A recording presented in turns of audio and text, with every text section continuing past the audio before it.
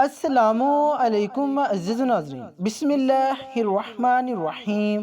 ناظرین، ابلیس بنی نو انسان کا سب سے بڑا دشمن ہے، لیکن کیا آپ جانتے ہیں کہ اس کی نسل میں ایک ایسا شیطان بھی تھا جس نے ابلیس سے بغاوت کر دی اور نبی کریم صلی اللہ علیہ وآلہ وسلم پر ایمان لے آیا۔ ابلیس بنی نو انسان کا سب سے بڑا دشمن، جس نے اپنے ساتھیوں اور پورے خاندان کو اس کام پر لگا رکھا ہے کہ آدم کی اولاد کو قیامت کے دن ناکام کر دیں۔ لیکن ابلیس کے خاندان میں ہی پیدا ہونے والا وہ کون شیطان تھا جس نے ابلیس سے بغاوت کر دی اور محمد صلی اللہ علیہ وآلہ وسلم پر ایمان لے آیا؟ جب اس کی ملاقات حضور سے ہوئی تو اس نے آپ کو کیا بتایا، اور اب وہ شیطان کہاں ہے؟ اللہ تبارک و تعالیٰ نے انسان کو مٹی اور جنات کو آگ سے پیدا فرمایا۔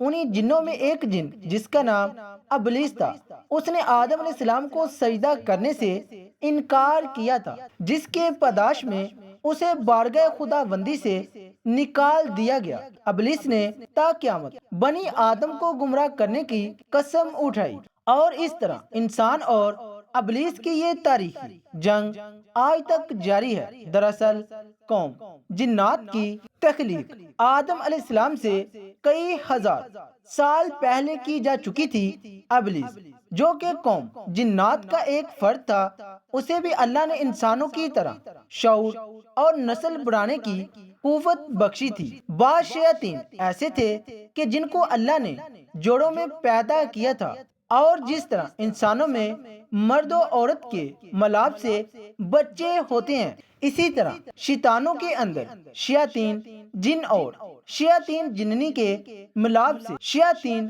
بچوں نے جنم لیا۔ لہذا ابلیس کے اقربا، ساتھی اور اس کی اولادوں میں بھی وقت کے ساتھ اضافہ ہوتا چلا گیا، اور لشکر ابلیس بنی نو انسان کو گمراہ کرنے کے لیے اس زمین پر پھیل گیا۔ ابلیس کے مختلف بیٹے اور پوتے مختلف کاموں پر معمور کیے گئے۔ ان میں کوئی انسانوں میں زناکاری کو عام کرتا ہے، کچھ شیاطین لوگوں میں فتنہ و فساد پھیلاتے ہیں، تو کچھ انسانوں کو آپس میں لڑواتے ہیں۔ اسی طرح شیطان کی اولاد اور خاندانوں کی تعداد بے انتہا ہے، جو مختلف برائیوں کو عام کرتے ہیں اور انسانوں کو گناہ میں ملوث کرتے ہیں۔ لیکن ابلیس کے ان تمام بیٹوں، پوتوں اور خاندان میں ایک شیطان ایسا بھی ہے جس نے اپنے جد امجد ابلیس سے بغاوت کی تھی اور گمراہی کے اس راستے کو چھوڑ کر راہ حق پر گامزن ہوا تھا۔ یہ شیطان ابلیس کا پوتا تھا، اور اس نے نبی کریم محمد صلی اللہ علیہ وآلہ وسلم سے ملاقات کی تھی اور آپ پر ایمان لایا تھا۔ اس متعلق حدیث اور تاریخ کی مختلف کتابوں میں ایک مشہور واقعہ بیان ہوا ہے، جو کچھ یوں ہے کہ حضرت انس بن مالک اور حضرت عمر بن خطاب رضی اللہ تعالی عنہ سے روایت ہے، ایک روز ہم حضور صلی اللہ علیہ وآلہ وسلم کے ہمراہ مکہ کے جنگلات کی طرف نکلے۔ ہم تہامہ پہاڑوں کے ایک پہاڑ پر بیٹھے تھے کہ ایک بوڑھا شخص نمودار ہوا، جو اپنی لاٹھی کے سہارے چل رہا تھا۔ اس نے حضور کو سلام کیا۔ آپ صلی اللہ علیہ وآلہ وسلم نے سلام کا جواب دیا اور فرمایا، یہ بوڑھا اپنی چال ڈال اور آواز سے جن معلوم ہوتا ہے۔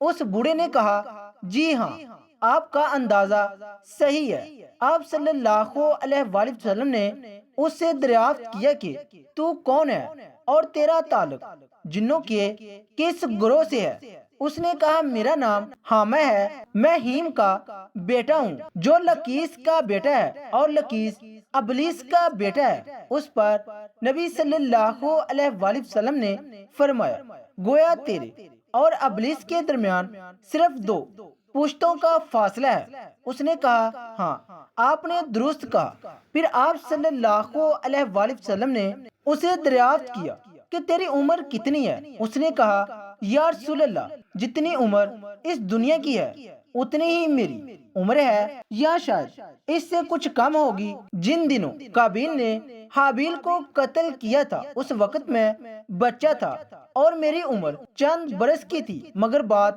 سمجھتا تھا، پہاڑوں میں دوڑتا پھرتا تھا، لوگوں کا کھانا اور غلہ چوری کر لیا کرتا تھا اور لوگوں کے دلوں میں وسوسے بھی ڈال لیتا تھا کہ وہ اپنے عزیز و اقارب سے بد سلوکی کرے۔ اس پر حضور نے فرمایا یہ تو بہت برا عمل ہے۔ اس نے حضور سے کہا مجھے ملامت نہ فرمائے، کیونکہ میں ان لوگوں میں سے ہوں جو حضرت نوح علیہ السلام پر ایمان لائے تھے اور ان کے ہاتھوں توبہ کر لی تھی اور دعوت دین کے کام میں ان کی مدد کی تھی، یہاں تک کہ میں 1 سال تک حضرت نوح کے ساتھ ان کی مسجد میں رہا ہوں۔